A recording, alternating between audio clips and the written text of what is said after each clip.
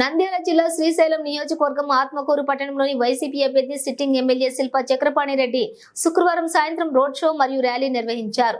YCP కార్యాలయంలో నుంచి Goud centre, Nandyal turning, పెద్ద బజారు, దర్గా, మసీదు, తోటగేరి మీదుగా జరిగినటువంటి ఈ ర్యాలీలో వైసీపీ అభిమానులు, కార్యకర్తలు కిక్కిరిసిపోయారు. ఎమ్మెల్యే శిల్పా చక్రపాణి రెడ్డికి ముఖ్యమంత్రి జగనన్నకు మద్దతుగా వేలాదిగా తరలివచ్చి ర్యాలీలో పాల్గొన్నారు. జై శిల్పా, జై జగన్, జోహార్ వైఎస్ఆర్ నినాదాలతోటి పట్టణం హోరెత్తింది.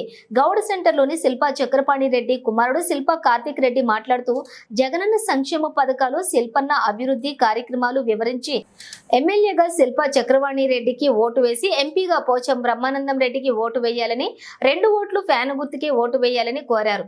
జై శిల్పా, జై జై శిల్పా అన్న నినాదాలతోటి ఆత్మకూరు పట్టణం మార్మోగింది.